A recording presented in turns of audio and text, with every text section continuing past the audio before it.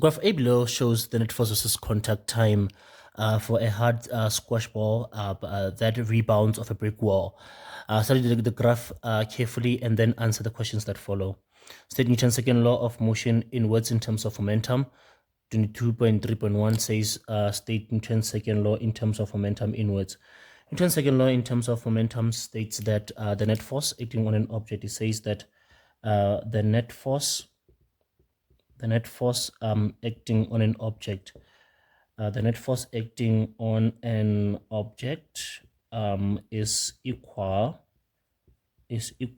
to the rate of change in momentum,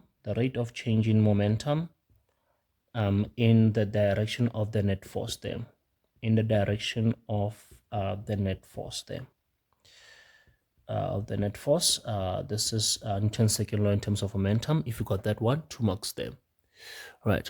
Now, 22.2.3 or 22.3.2, calculate the area under the graph there. So what we have there is we have a triangular graph there. We have a triangle, and how we calculate the area of a triangle, the area of a triangle is half multiplied by base multiplied by height there. So we have half. What is our base? Our base is 2. So we have a base of 2, and the vertical perpendicular height there is from there all the way up there.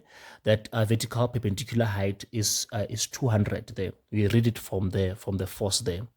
So this is going to simply be 200 there. And what is going to be the units of this area? The units of this area is going to be Newton multiplied by second there, because we had force here and we have time here. So when we multiply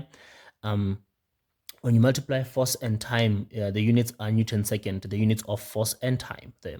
So it's 1, 2, 3 for that there. I write down the name of the physical quantity that is represented by the area under the graph there, under the net force versus time graph there. So what does the area represent there? We can check even by the units. What is the product of net force and time? The product of net force and time is impulse. So the area of the graph, the area under the graph of net force and time, the product of net force and time is impulse, or change in momentum is impulse, which we know to be change in momentum there. Is impulse, which we know to be change in momentum there. The product multiplying net force with time gives us impulse there. A softer squash ball, 22.3.4, a softer squash ball of the same mass is now used, and when it hits the brick wall, it experiences the same change in momentum as the hard squash ball. In your answer book, redraw the graph on the same axis. Draw an unscaled sketch of the net force versus time for the softer ball. What we know about a softer ball is that a softer ball will take more time. So what is going to increase there? What's going to happen is that a softer ball will increase time during the collision there, like an airbag would there. The softer ball will have an increased contact time. So the question then becomes what will happen to the net force if the time increases? What will happen to the net force? Then it goes into the relationship between the net force and the contact time. We know that the relationship between net force and contact time is inversely proportional there. So if this is the original graph with 2 there, with 2 seconds there, as well as 200 there, we know 200 newtons there of force. We know that the time will say let's increase it by doubling it. So this is going to be the time, let's say 4 seconds for the new softer ball. But if the time increases, the force should decrease there.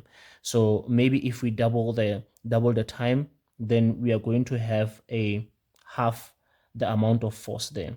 So our graph will actually look like this. It will be the force will be, say, at 100, lesser force and double the time, which the area will remain the same under the graph. So this will be the graph for the softer ball. What is the graph for what does the graph for the softer ball look like? It shows us that it has a bigger contact time because it takes more time because it's softer, like an airbag, to collide, but at the same time the time increases, then the force should decrease because the force and the time are inversely proportional. According to this formula, the net force is equal to the change in momentum over the change in time. So the contact time and the net force are inversely proportional. Double the time, half the force there. So this is going to be the graph for the softer ball there. Okay. Write down two design features in modern cars that apply the principles of momentum and impulse to reduce the extent of injuries to passengers during a collision there. You have just mentioned one of them there. It can either be a, an airbag. One can say airbag or crumple zone.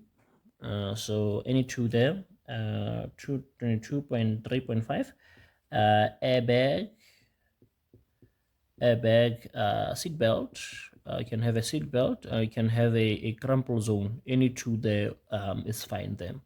And then 22.3.6 says, explain how one of the design features that you have mentioned there reduce that the extent of that injury there. In your explanation, refer to time and net force there. So this is when we say that for the same change in momentum, the